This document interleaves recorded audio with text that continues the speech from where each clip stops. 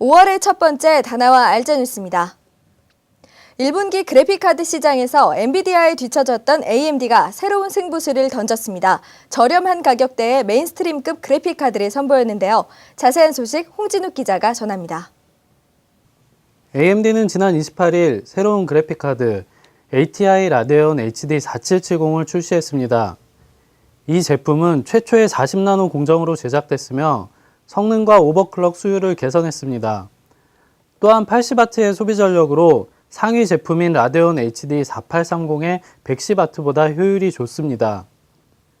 그리고 메인스트림급 제품으로는 드물게 GDDR5 타입의 메모리를 탑재한 것도 특징입니다. 다이렉트X 10.1을 비롯해 멀티 그래픽카드 장착을 위한 크로스파이어 X, AMD 2세대 UVD 2.0 기술, HDMI 단자 등 여러 가지 기능들을 제공합니다. 이처럼 다양한 기능으로 선보인 이 제품은 14만 원 전후의 가격으로 출시됐습니다.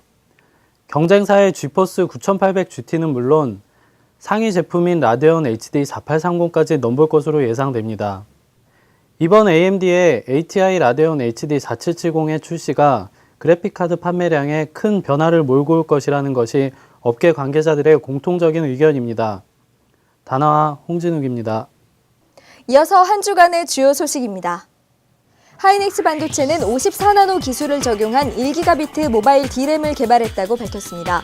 평균 1.2V의 저전압으로 기존 모바일 D램의 50% 수준 전력으로 동작합니다.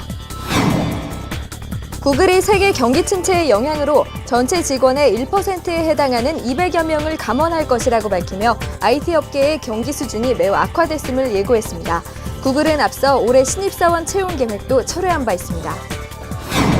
오는 7월부터 블로그나 카페 등의 게시판에 불법 저작물을 복제하거나 전송하다가 3회 이상 경고를 받을 경우 해당 사이트의 계정이 정지되는 이른바 삼진아웃제가 도입된다고 문화체육관광부가 발표했습니다. 단 이메일 계정은 그대로 이용할 수 있습니다. 암이 올해 안에 자사칩을 탑재한 넷북 여러 종을 출시하고 조만간 출시될 안드로이드 기반 넷북에도 칩을 탑재할 것이라 밝혀 오는 3분기부터 인텔과 본격 경쟁 구도에 들어갈 것으로 관련 업계는 전망하고 있습니다. 우리나라 대학생들은 삼성의 노트북과 캐논의 디지털 카메라, 아이리버의 MP3 플레이어를 가장 갖고 싶어하는 것으로 잡코리아의 대학생 브랜드 선호도 조사 결과 나타났습니다.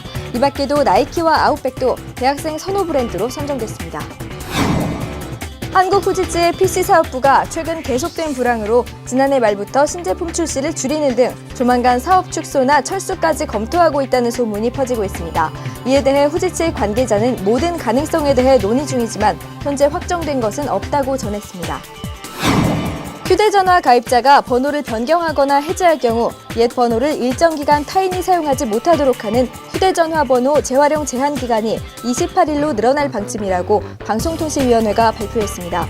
이는 개인정보 유출을 막기 위한 것으로 지금까지는 14일간 번호 사용이 제한되었습니다. 아이온이 지난 26일 미국의 게임 업체 밸브와 서비스 제휴를 맺으면서 중국과 일본, 러시아 등 글로벌 빅4 시장 진출을 모두 마무리했다고 NC소프트가 밝혔습니다. 업계는 이전 게임인 리니지2에 비해 3단계 진전된 글로벌 마케팅이라고 평가하고 있습니다.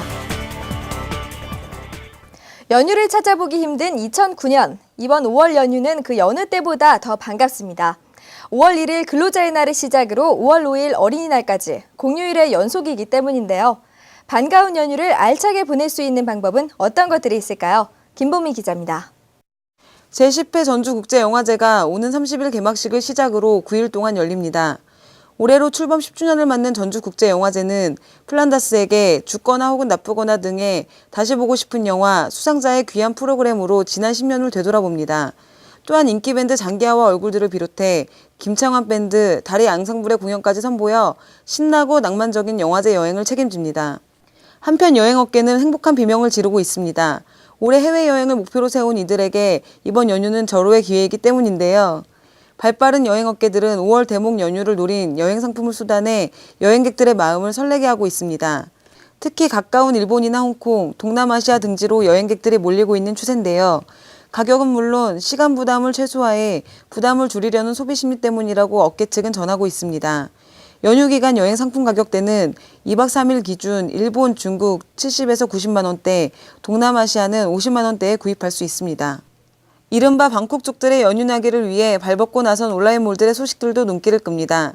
한 온라인 사이트는 외로운 솔로를 위한 행복한 주말 이벤트를 진행하며 영화와 연극, 뮤지컬 등의 공연 티켓을 제공합니다.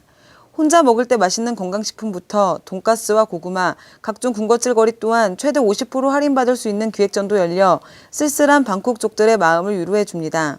만성피로인 직장인들은 가까운 산이나 공원을 산책하거나 부족한 수면을 채우는 것도 연휴를 알차게 보낼 수 있는 좋은 방법입니다. 주위를 둘러보면 혼자서도 연휴를 알차게 보낼 수 있는 방법이 더 많이 기다리고 있습니다. 다나와 김봄입니다.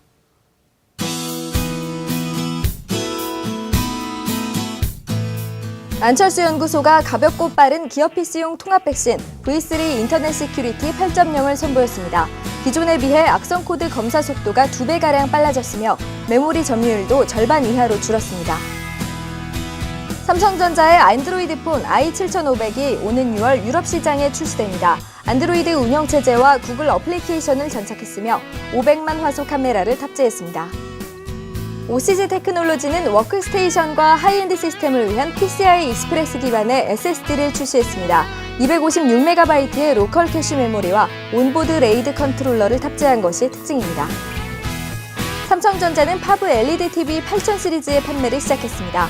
46형과 55형 두 종류로 이로써 120Hz 제품인 기존의 6000과 7000 시리즈에 이어 240Hz의 새로운 라인업이 구축됐습니다.